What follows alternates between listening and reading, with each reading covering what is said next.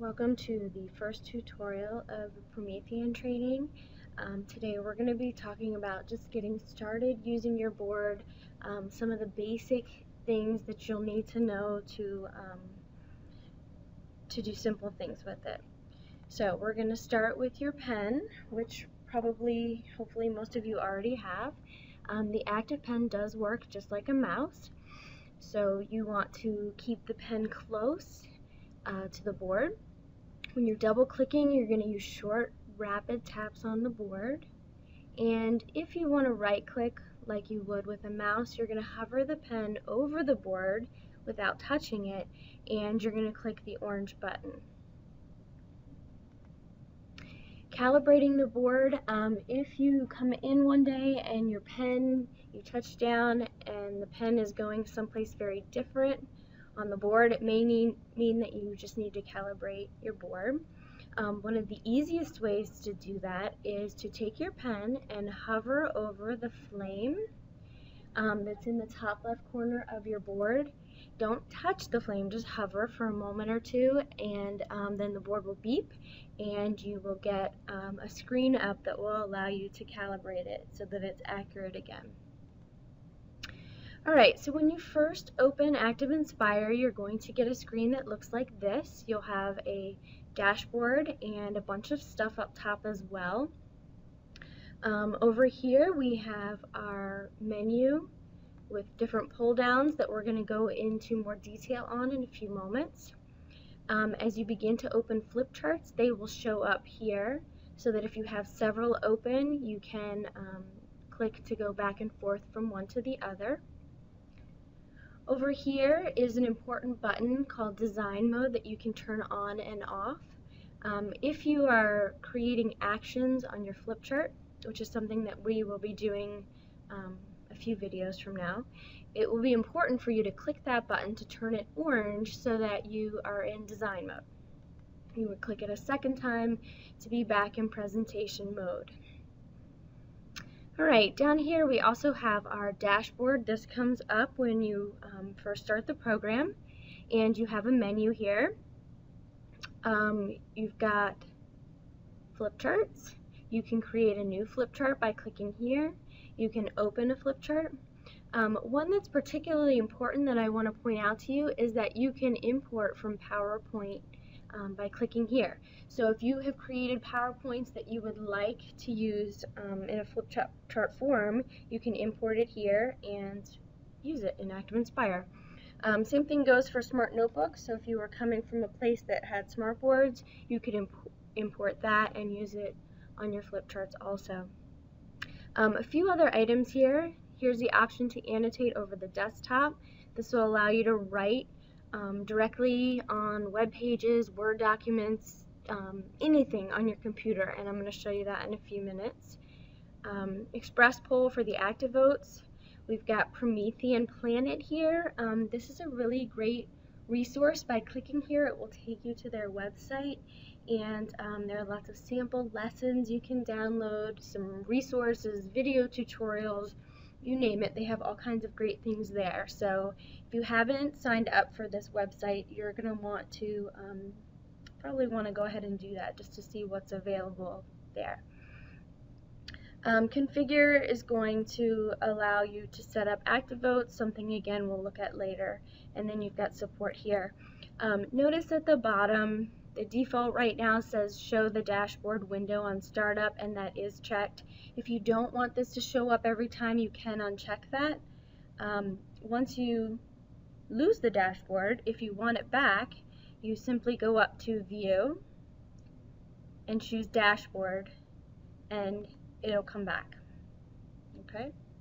And you can see here on my dashboard I've got a lot more than I do on the picture here. That's just because I have a lot of recent flip charts that were open, and I can click on any one of those to get back to them quickly. Alright, a few more things with the dashboard. Nope, I did go over all these, so never mind, we'll keep going. Alright, so we're going to take a minute and look at some of our menus in a little bit more detail. I didn't include the file menu on here. As you can see, these are your basics: new flip chart, open, save, all that good stuff. Under edit, however, you do have a lot of options. I want to point out a few things to you that may be particularly important. The first one is the clear button, and you can see you have some choices here. You can clear just your annotations, so just the notes that you have put on the page, which is nice because then you can clear off for your next block. You can clear up objects. You can clear a grid if you have one, or a background if you have one, or you can clear the entire page if you want to start from scratch. If you clear the page, it will go back to the last saved version of the flip chart. Over here we have transform. These are just some tools that you might want to use to make objects larger or smaller. Also to change your screen, which you can do up here as well. If you notice, my screen is set to best fit. I can click on it, and if I want to, I can change the way it looks. Okay, most of you, the default is going to be best fit, which I find works best, but just so you know, you can change it if you want to. Down here, reorder. This is going to be important when we get into layers. If you are bringing objects and you want to move them to the front or to the back of other objects, this is the place where you would do that. Okay, here's our file menu. Alright, the view menu is going to allow us, obviously, to view things. So if I click view over here and choose flip charts, I can see the flip charts I have open. So just like I can see them up here, I can also see them here. Page zoom, if I want to zoom in on a particular part of the page, and notice here I have the choice to zoom in with my pen as well. So if I want to zoom in on one thing, I can. Alright, underneath this I have a bunch of things I can view. If the check mark is checked next to it, that means it is something I see right now. Okay, so right now I do see the menu bar up top, I see my document tabs up top, and I see my trash can. If I want to add browsers, I'm going to click on that, and then you can see I've got my page where I can see all of my slides. Okay, I can leave that up, I could pin it if I want to keep it open, or I can hide it just by clicking away from it. I'm going to completely get rid of it right now. So for those of you who occasionally lose that and you think to yourself, oh, where do I get that back? You just go to view, go to browsers, you can bring any of those items back. Alright, under the insert menu, again, we're going to go into these in more detail in other videos, but really quickly you can insert a blank page, so either before the current page or after the current page. You can include a snapshot, a picture that you've taken from your desktop if you want to as well. Okay, and then we have some different templates here. Let me go up to the real area. So if I go to insert page and activities, I've got different calendar, coloring, math activities, all kinds of things that I can look at. I've got templates, nothing too exciting here. I'm going to show you a better place to find stuff in a little bit. Themes, so I can click and I can add that in if I want to. I'm not going to. Links, if you wanted to include a website link or attach a file to your document, you can do that here. So I'm going to go to insert, link, whether it's a file, whether it's a website, I'm just going to click.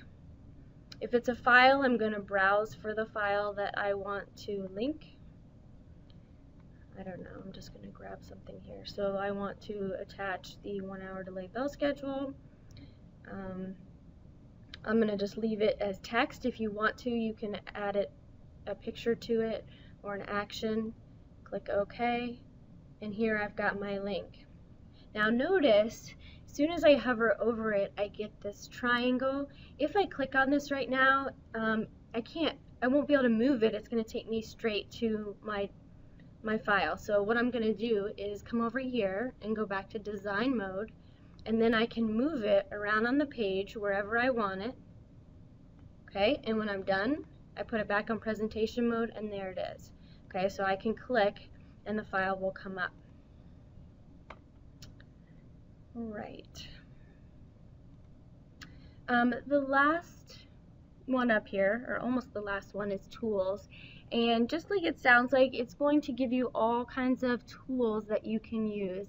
We're going to go over this in depth in our second video, but I do just want to click here and let you know that all of these things are here. Okay, and then you've got your help. One more thing to note, the menu is up here. It is also on your toolbar here, so if you come over here and click, you've got the same items here that you can get to. So depending on your preference, you can click in either spot to get what you need. Okay, that's it for tutorial 1. I will see you again shortly.